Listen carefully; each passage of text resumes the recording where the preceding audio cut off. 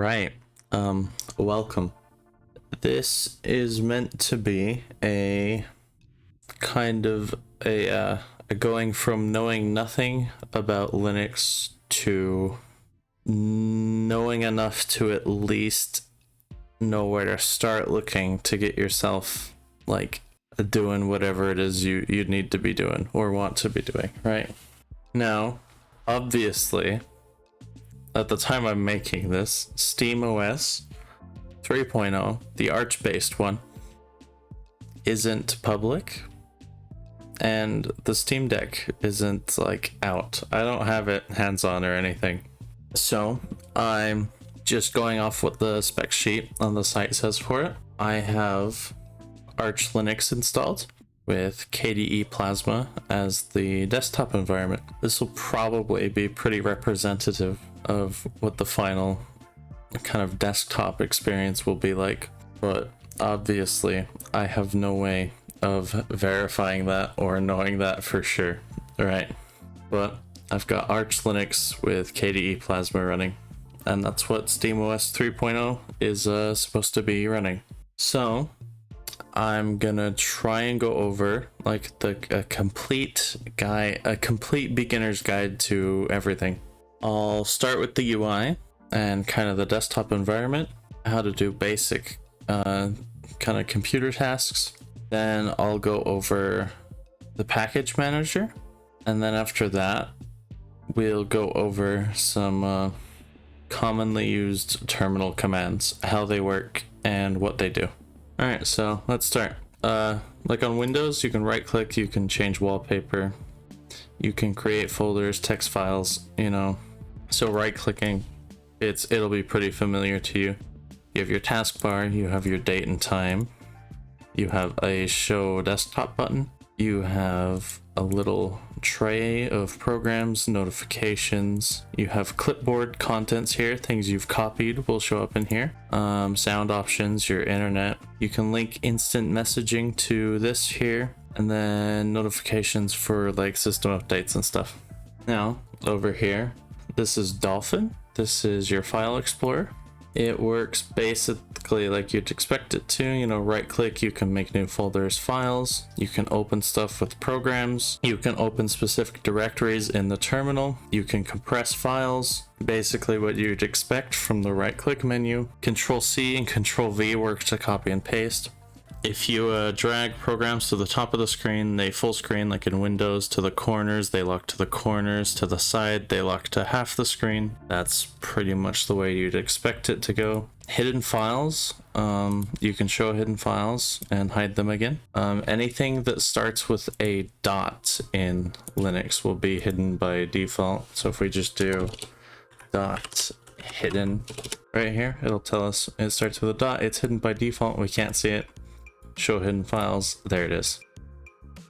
So that's how hidden files work. The directory structure is different than in Windows. I have another video that goes a little bit more in depth on that. I'll link it in a card here because I think they'll show up on mobile too. But anyway, Windows will have like drives and then file systems in those drives. On Linux, think of it more like there's a file system and the drives are in the file system. That's kind of the easiest way I can point out the difference there. But I have a more in-depth video. You can check that out if you're more curious about what the file system going on here is. Right here, this is Discover. This is a graphical interface. It's part of KDE, the desktop environment. It will let you do system updates and install, download, remove programs. We'll go more in depth on this when we get to the section about the package manager. And right here, we have system settings. You've got appearance, behavior, animations, shortcuts, all kinds of stuff. Wallet here, I believe, is for, it's like a password managing system, I believe. Online accounts, you can link like a Nextcloud. It'll show up in Dolphin, just as like a folder there. You can access like your Nextcloud or whatever. I believe all the other stuff kind of would function the same way. There's some level of integration. All right, you've got firewall settings. I don't have a firewall installed right now because this is literally just Arch and KDE set up to be working and running. I haven't installed much on this yet. You will probably have one by default, but if not, you can just download one. All right, we've got input devices, monitor, power management. So when the computer goes to sleep, when the monitor goes to sleep, stuff like that. You've got Bluetooth in here to hook up Bluetooth devices. I haven't passed a Bluetooth chip over to the VM, but the Steam Deck has Bluetooth, I believe. KDE Connect. This you can connect like an Android phone to have like integration. I believe you can like probably text from it. I'm not entirely sure. I've never done it, but you can have some Android phone integration. Printers, it's what it says it is. Yeah, I don't know what to tell you. Removable drives. I think you can set up how they act when they're first plugged in with this. Not sure, but yeah, it's there. Storage devices. This will show all the drives on the computer and where they're mounted. A Thunderbolt. You probably won't have Thunderbolt on the Steam Deck. I think that's like an Intel only thing, if I'm not mistaken. And then you've got a system information page. This for you will probably say SteamOS or something, and not Arch Linux, because your kernel will be called Steam and not Arch. It's based on Arch. All the like underlying stuff I'll show you here, I'm like 99% sure will apply. There would be no point in them saying it's based on Arch if none of the Arch stuff worked, right? So you can just, this stuff will just work. All right. And then we've got like a application launcher over here. It's a start menu, right? You've got favorites. You can mark favorites. If you right click something, you can pin it to the taskbar. In this case, it's called the task manager. You can unpin things too. We can also edit the panel. We can change the size, where it is, all sorts of stuff. And then add widgets. That would be like adding programs to this. Like the start button here, I can just remove that. That is a widget. So if we go to add widgets, we look for application launcher right here. We can just drag and drop that right on the desktop. And we've got our start menu back. So unlike Windows where the taskbar is all sort of one thing, in Linux, this taskbar and this start menu are different programs, essentially, is the easiest way to think about it. And they kind of all work together. That's kind of also why all tutorials you see will be done through the terminal, is given that all of these are separate programs working together, you can swap out and change them, which is why no tutorials will show you in these and tend to go through the terminal. Now, I need to do something. I hit here, go to user settings. I need to change my account type to an admin. I need to elevate privileges to give that to myself. And now I can install stuff through the package manager. That might be set up for you already. I don't know. I assume when you go through the startup, the installer will have you set up an account. We're moving into the package manager section of this video. So this is a pretty bare bones install. Like I said, I just got KDE and Arch running. I don't have a web browser at all. In Linux, we use most of the time what's called a package manager, and it will be built into whatever distribution you're using. Now, SteamOS is going to be, it says it's based on Arch, which means it uses pacman as its package manager. Now, this graphical application is called Discover. It hooks into it hooks into pacman and it does the commands, and it just gives it a nice graphical interface. So any tutorials where someone tells you to install something and they do and they go into the terminal and they do the command to install something, you can just do that exact same thing in here. So for example, let's get Firefox because I need a web browser. We'll hit install. We might need to update first. Anyway, on top of installing programs through here, you also do updates through the package manager. You can do this in the graphical program too. There's a notification in the taskbar that we have updates. If I go in here, go to the section down here, it says update, I can just hit update all and it'll do a system update. There will also probably be an option in Steam itself to update the system that does the exact same thing that this does. All right, now that that's done, that's how system updates are handled. That's also how driver updates will be handled through the package manager. So drivers, system updates, program updates, you don't have to worry about any of those. It's all through here.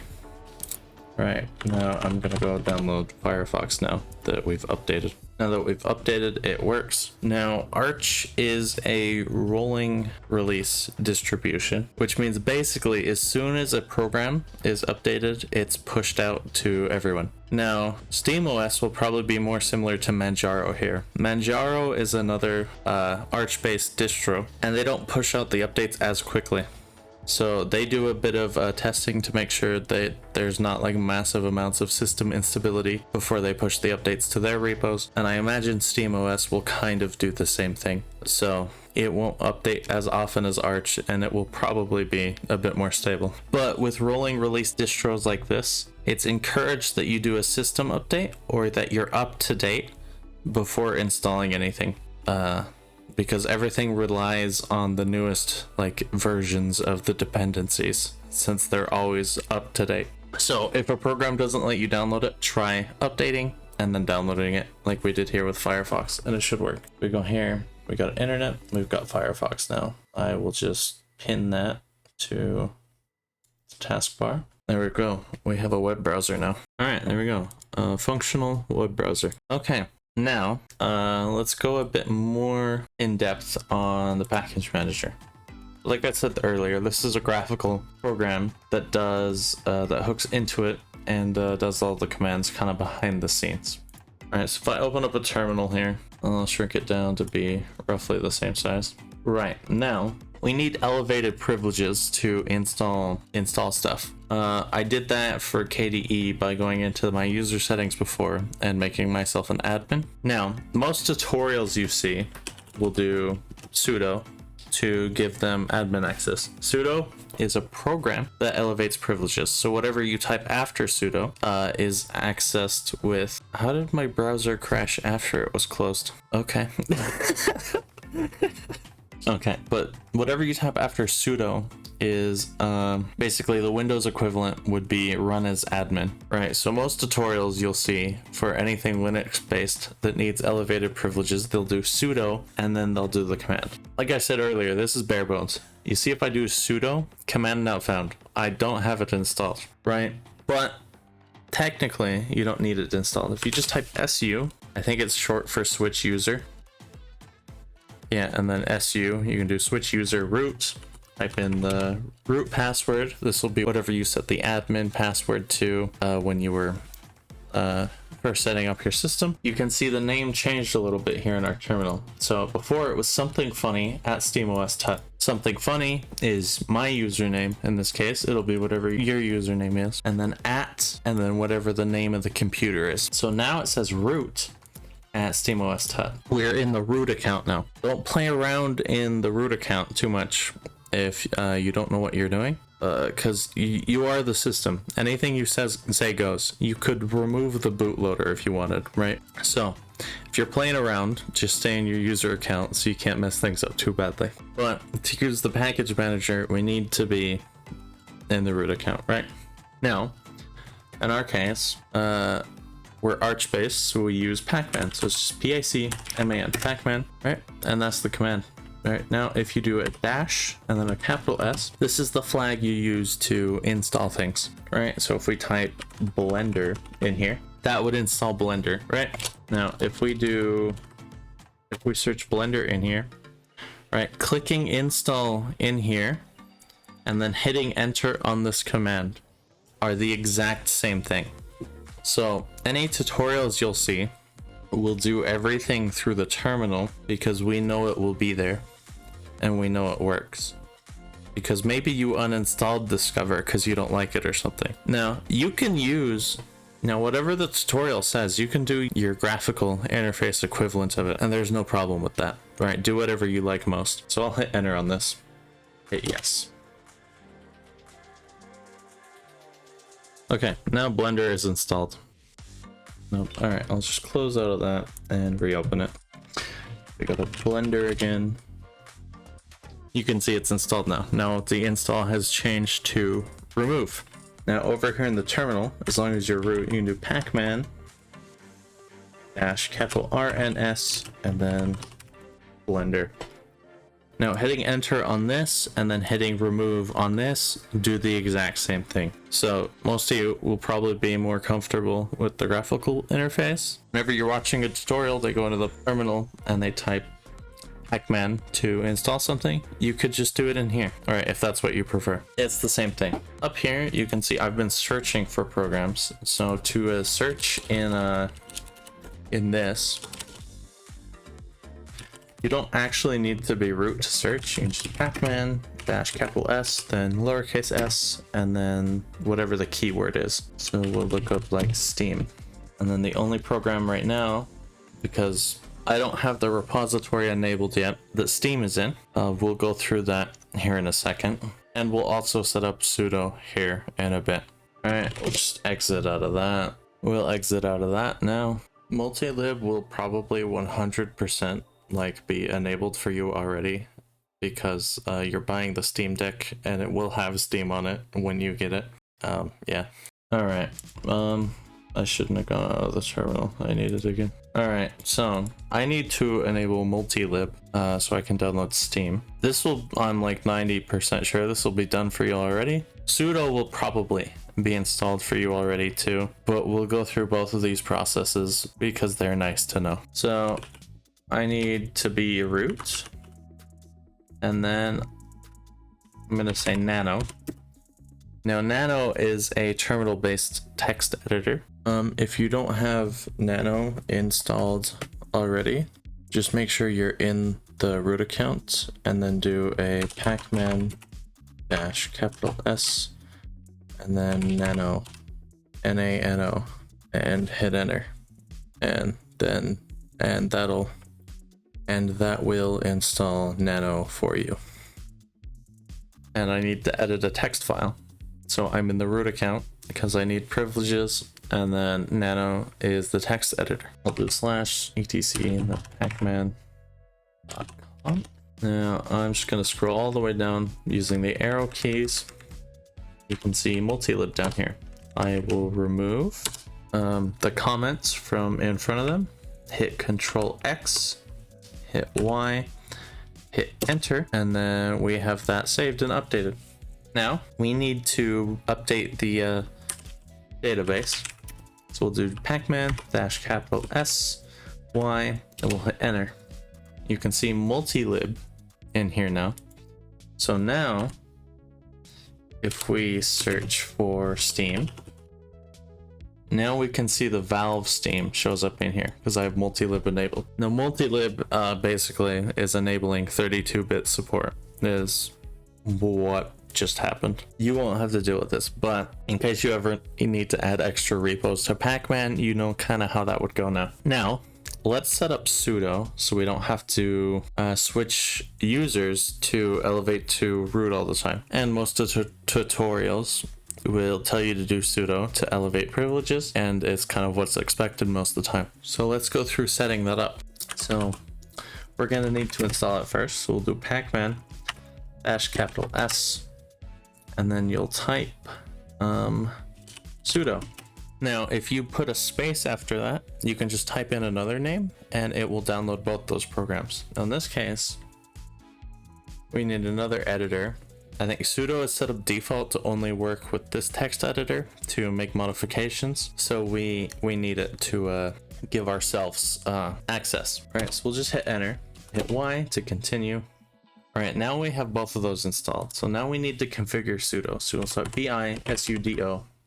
Make sure you're still in your root account. And be careful, Vim is a weird editor. All right, I'm just scrolling down with the down arrow on my keyboard right now. Now up here, you want to use the one that doesn't say no password. You could also do this one. So if we uncomment this one, we'll need to add ourselves to the wheel user group. If you do this one, you add yourself to the sudo user group. So we'll do sudo because the sudo group makes more sense to be sudoers than wheel. I don't know where wheel came from, but you could do that. I'm just gonna do sudo right now. All right, we're gonna hover over the comments. We're just gonna hit the delete key. All right, now hit escape on your keyboard, then shift colon. Now type WQ and hit enter. Okay, so make sure you're still in root. Do group, add, one word, and then type sudo. Right now you'll do usermod-a capital G sudo and then your account username. Hit enter. Now you need to exit and we need to log out and log back in for that change to take effect. All right, your login screen probably won't look anything like this. You can change it at any time to whatever you want. Yeah. Okay, now we go to our terminal. All right, and if we type sudo, you can see it's a recognized command now. Now we can do sudo pacman dash capital S, and let's install Steam now.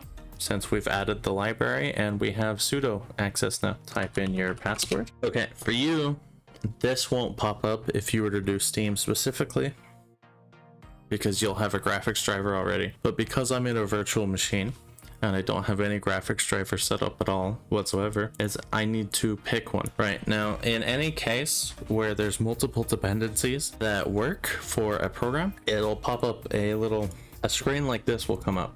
It'll have numbers and then different programs. So if you just hit like the number 2, if you want that specific version, you can hit 2 and then hit enter, and that's the dependency it will use. Now, keeping in the same theme, I'll do NVIDIA again. So this one is the 32-bit driver for Vulkan, and I'll hit 2 again and hit enter, then Y and enter. So a program you download that has multiple dependencies will give you a choice of which dependency you want to use. All right, now I have Steam installed. Obviously, you'll have Steam already because you're on the Steam Deck. That's what it's made for. This just gave me a chance to show you a few things. The option menu for the package manager, how to set up sudo, and how to enable extra repositories. Now, I guess the final section of this video is going to be common terminal commands. Now, this is probably going to be the most important one. All right, I want you to remember this one. If you type man, that's short for manual. If you type man again, this will pull up the manual for the manual. Okay, now, if this screen doesn't come up, just do a quick sudo pacman dash capital S and then do man dash db. That'll install the manual program. Okay, but I imagine this will be pre-installed. But manual is really useful. We do like manual, we can pull up the manual for the package manager. Manual is probably the most important command. You'll want to make sure you have it installed and know how to use it. Just man and then a program name. Okay, now clear. This isn't that important, but it just empties the terminal. SU is switch user. If you don't specify a user, I believe it defaults to elevating privilege to the root account, but you can specify a user. So like if your brother has an account on your computer, you can do like, and that would put the terminal in his account if you know the password, right? Or if you specify the root account, you can log into the root account. We'll do cd, and this is just change directory. You'll use, I think this is /. You'll use this slash for directories in Linux. So we'll do /home / something 20 / downloads. Now we're in my downloads folder. We do ls, you can see nothing shows up, but if you remember, we have a hidden folder there. We do ls-a, we can see the hidden folder. If you do rm, we can do rm.hidden, if I can spell right, rm.hidden. Oh, we need to do -r. Yeah, -r is for recursive. You use that for directories. A file, you can just do rm and then the file name. Directories, you have to, yeah. rm is short for remove. That will delete things. Be careful with that command. It's very possible to delete your entire file system. Unlike Windows, it won't try to stop you from deleting your entire file system if you put in the admin password. Oh, another useful one. All right, I'll just go into here. I'm in the downloads. We'll make a few files here, right? All those numbers will go into here. I'll add a few numbers and I'll save it. Okay, now I'll create a new file, call it not important, and then we'll make another new file, and we'll call this important dot important. All right, and we'll put so we'll put something very important in here. We'll save that. All right, now you can use cat, command calls cat. We can print the output of a file into the terminal without having to open it in like a text editor or something. So if you need to see the value of something but you don't need to edit the text in any way, you can just use this. And then we'll do numbers here. All right, and we can see the output of the text file right in the terminal without having to open it in a text editor. Okay, now if we do a ls, it'll list all the files in this directory, assuming they're not hidden. But we only have 3 files here. But for example, let's say we have a bunch of them and we've lost a file, but we know we named one of the files something .important. We know we named that important one with a .important at the end, right? But we don't remember what the name starts with. That's all we remember. So we do like ls space and then a bar space and then GERP, and then we type a star. That star is a wildcard. It goes for anything, and then we do .important. We hit enter. Anything that had .important at the end was filtered out, and we only have that one file in the output. So now we know what our important file was called. Another one is MV. Okay, so MV is move. All right, MV, usually you can just type like a file name. So if we just did not important, and then we'll move that to documents folder. Oh, I spelled that wrong. All right, we'll move that to our documents folder. You can see it's moved. We can go in here and move it. CP is to copy. So if we do numbers, and then we do, all right, we've copied numbers into our documents folder now. When you're Googling things to figure out tutorials and stuff, if there isn't one specifically for the Steam Deck or SteamOS or whatever, just Google how to do thing on Arch Linux, and that should get you the same result. Hopefully that's enough to get you comfortable with kind of the basics of what everything is and how it works, how it goes together. I have some more specific videos on my channel. I've assumed sudo will be installed on all of them. If it isn't, we've gone through that here. You know how to set it up, or you can do SU to elevate privileges that way. Kind of whatever works. Good luck. Hopefully this is helpful. Hopefully this will be helpful. I can't see into the future and look at what the final version of SteamOS looks like. All right, thanks for watching. Subscribe if you want more. Like if you liked it, and I'll see you later.